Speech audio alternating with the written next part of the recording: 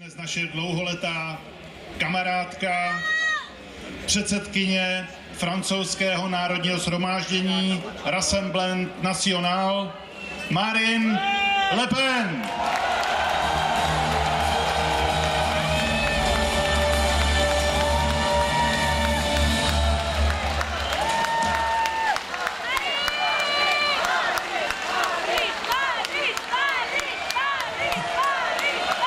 Merci.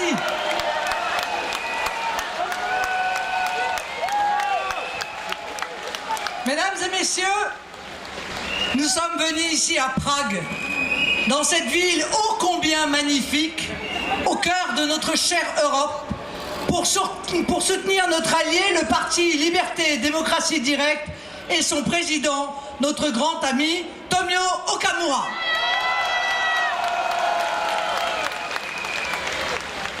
La bataille européenne qui s'est engagée n'est pareille à aucune autre.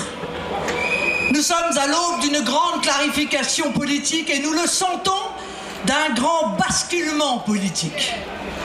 Dans cette élection qui intègre un moment devenu mondial, le clivage oppose les mondialistes contre les nationaux, les globalistes contre les localistes. Chacun est appelé à s'ancrer sur l'une de ces rives.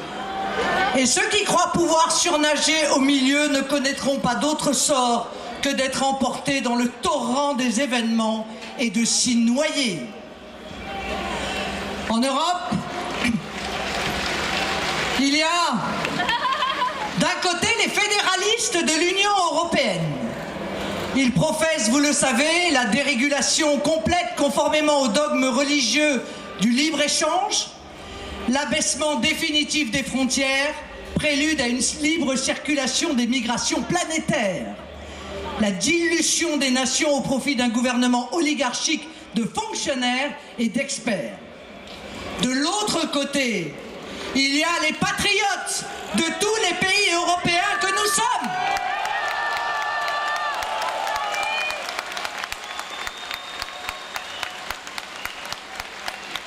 Face à une Union européenne qui s'envisage comme un empire et donc un ensemble par nature hégémonique et totalitaire, nous avons choisi les nations, nos nations, des nations dont la diversité et la liberté font la richesse de l'Europe, des nations dont la vocation est de rester elles-mêmes et de coopérer entre elles librement.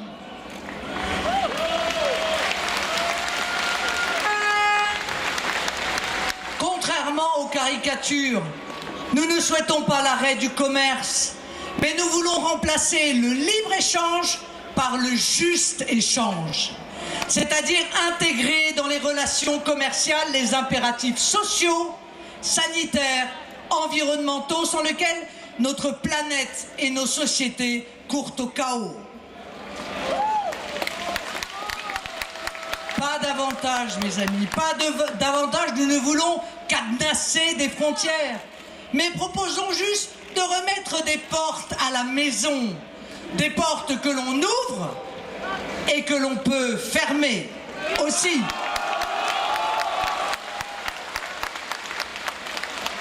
Notre projet, vous l'avez compris, a pour fondement la liberté. Liberté des peuples, qui s'appelle à l'échelle des pays la souveraineté.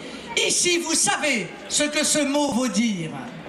Liberté des citoyens, ce qui signifie liberté individuelle et respect démocratique.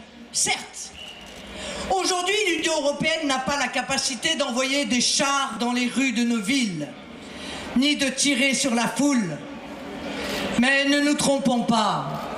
Aidée dans chacun de nos pays par des dirigeants asservis à son idéologie, elle a entrepris à l'intérieur de l'Union européenne un méticuleux travail de normalisation. Elle appelle cela harmonisation ou réglementation. Pourtant, l'objectif est le même: réduire nos capacités politiques, juridiques et identitaires de résistance.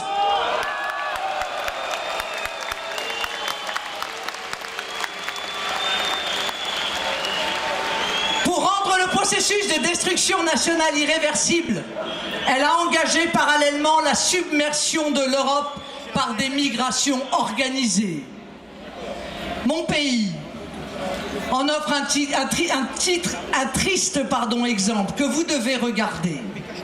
Car si vous n'y prenez garde, ce sera votre futur. Des quartiers entiers ont d'ores et déjà échappé à toute autorité légale et sont devenus des zones de non-France. Nous devons arrêter ce processus de destruction programmée. L'Union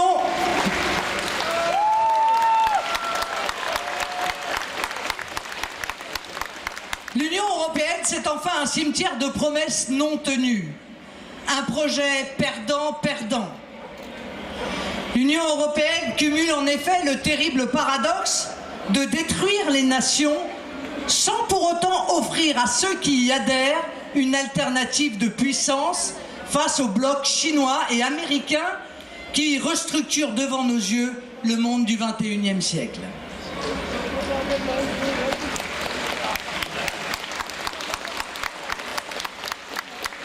Notre projet d'Europe des nations, nous lui avons donné le nom de Alliance européenne des nations.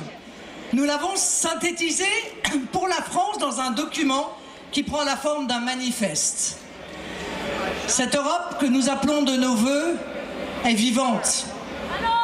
Elle n'a pas 60 ans. Elle est plurimillénaire.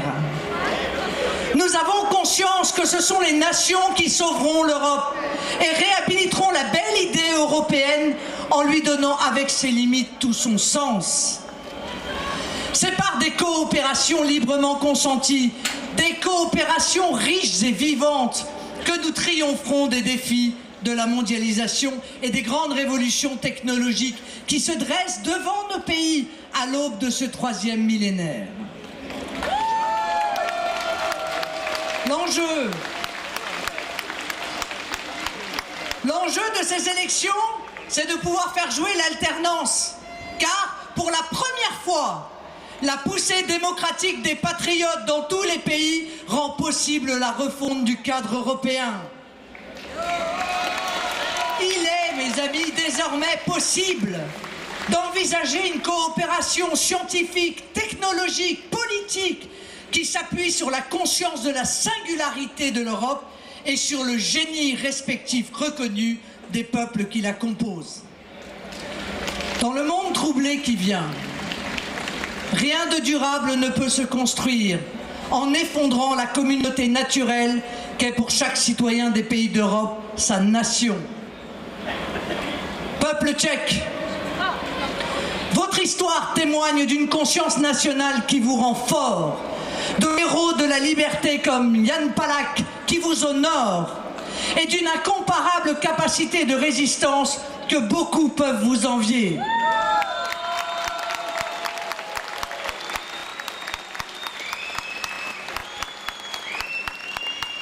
Dans votre glorieuse histoire, vous avez toujours su faire face à ces empires qui souhaitaient vous réduire et nier votre existence en tant que peuple et nation libre.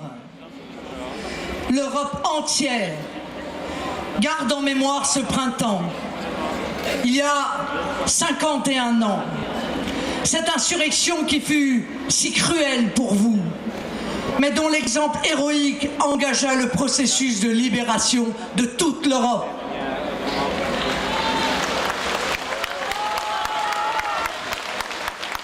En France, nous en parlons avec respect. Et pour ceux qui l'ont vécu avec les larmes de l'impuissance, avec une émotion qui ne s'apaise pas, 50 ans après. C'est avec admiration que nous vous regardons, comme un peuple parmi les plus courageux, les plus tenaces, les plus admirables, comme un peuple que nous reconnaissons comme un ami de la liberté.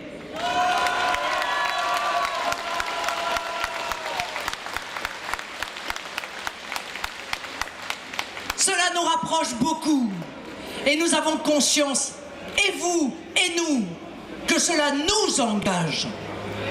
Aujourd'hui, c'est ce même souffle de liberté qui est en train de se lever en Europe. contre un empire qui veut nous étouffer, nous diluer et faire disparaître nos patries. L'insurrection à laquelle je suis venu vous appeler en faveur de la liberté des peuples est pacifique et démocratique. Elle appelle le retour des nations, mais elle relève au fond d'un combat pour notre civilisation.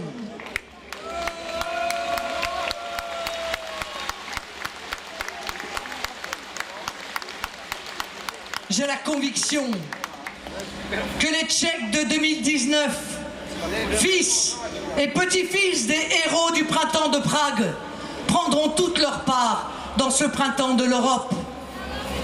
Parce que la liberté et la nation parlent en nous. Nous, Tchèques et Français, serons au rendez-vous que l'histoire nous a fixé le 26 mai. Vive le SPD, vive le peuple tchèque, vive l'Europe des nations libres!